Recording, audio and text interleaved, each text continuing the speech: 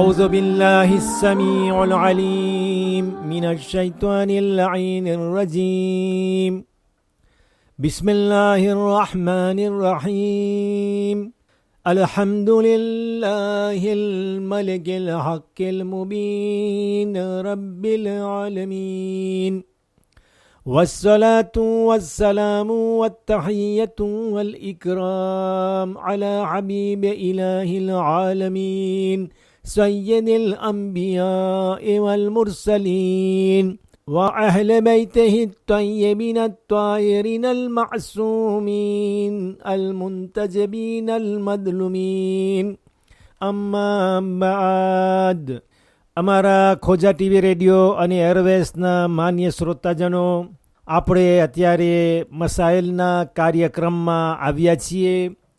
આ કાર્યક્રમ તમે ખોજા ટીવી રેડિયો, રેયુનિયન ટાપુ અને સેન્જોની પાટનગરથી સાંભળી રહ્યા છો. નમાઝે જમાતના બારામાં આપણી ચર્ચા હતી, આપણો વિષય એ હતો. તો ચાલો એ જ વિષયને પકડી રાખીએ અને બદલીએ નહીં.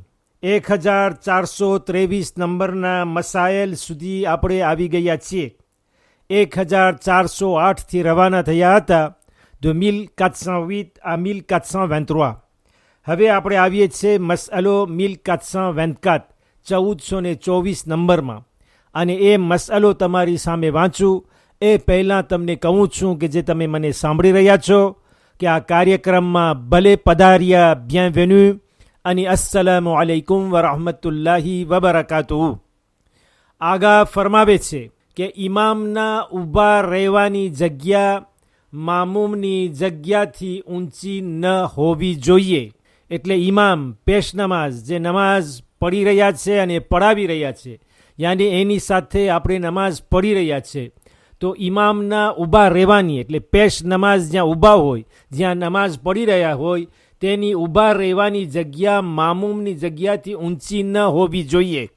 યાની કે એ એટલો ઊંચો હોય અને આપણે એકદમ નીચા હોય, અને આપણે જ્યારે એની સાથે નમાઝ પઢી રહ્યા હોય અથવા પાછળ પઢી રહ્યા હોય, જે શબ્દ તમને વાપરવો હોય, પણ આપણે નીચે હોય અને તે એકદમ ઊંચો હોય, તો આગા કહે છે કે એવું નહીં ચાલે.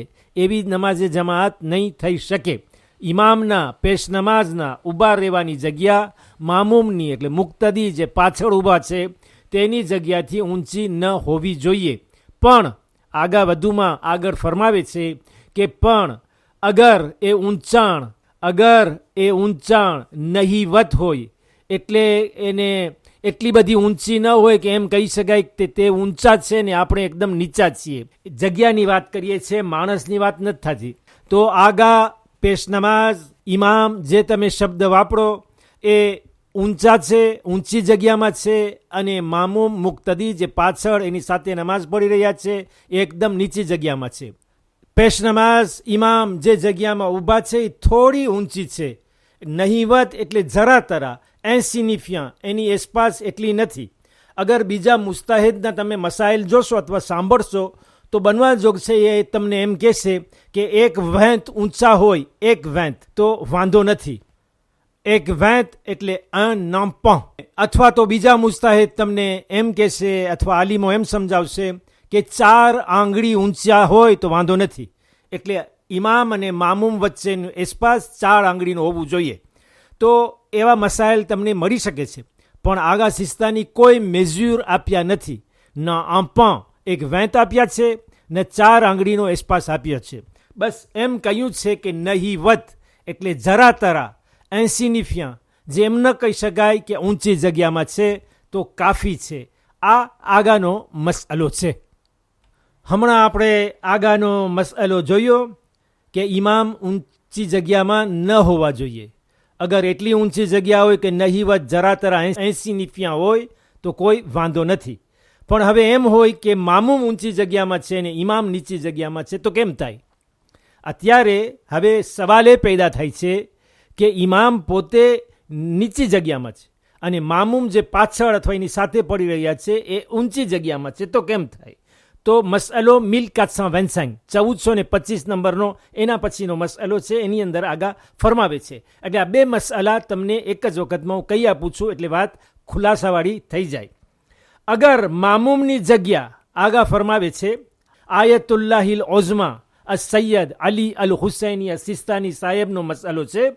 ઇસ્લામી કાનૂનો, તવઝીઉલ મસાઇલ, લુઆ ઇસ્લામિક જે મારી સામે હું ઉઠાવીને બેઠો છું, ગુજરાતીમાં છે. અગર તમારી પાસે હોય તો તમે ઉગાડીને તે વાંચી શકો છો, મારી સાથે તમે સ્વીવ્ર કરી શકો છો, અથવા તો તમે મને સાંભળીને એ પછી તમે જોવું હોય તો જોઈ શકો છો. પણ બે લીટી છે, બે લાઈન તો હું તમારી સામે વાંચું છું. અગર મામૂમની જગ્યા ઇમામની જગ્યા કરતાં ઊંચી હોય તો વાંધો નથી. અગર મામૂમની જગ્યા એટલે જે પાછળ અથવા એની સાથે નમાઝ પઢી રહ્યા હોય, મુક્તદી એને સ્વીવ્ર કરી રહ્યા હોય, મામૂમની જગ્યા ઇમામની પેશ નમાઝ જે નમાઝ પઢાવી રહ્યા છે અથવા પઢી રહ્યા છે તેમની જગ્યા કરતાં ઊંચી હોય તો વાંધો નથી. પણ અગર વળી આગા એમાં કન્ડિશન રાખે છે, અગર એટલી ઊંચી હોય, મામૂમ એટલો ઊંચો હોય કે જમાત તરીકે ન ગણી શકાય, મામૂમ એટલી ઊંચી જગ્યામાં હોય કે આ નમાઝ જમાત તરીકે ન ગણી શકાય, તો નમાઝે જમાત સહી નથી. આગા સિસ્તાની કોઈ મેઝ્યુર આપ્યો નથી. પહેલા મસલામાં કહ્યું કે નહીવત 80 જરા તરા, આમાં કોઈ શબ્દ એવો વાપર્યો નથી, ન કોઈ એડજેક્ટિવ છે કે એનાથી આપણે એમ કહી શકીએ કે કેટલું મેઝ્યુર હોય.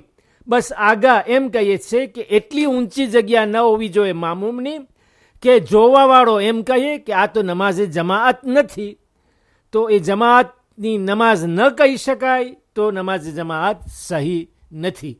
એટલે દરેક કોઈને પોતાને સમજવાનું કે પોતે કેટલો ઊંચો રહે અથવા નીચો રહે, ઇમામે જમાત કેટલા ઊંચા હોય અને કેટલા નીચા હોય, એ પોતાને દરેકને સમજવાનું છે.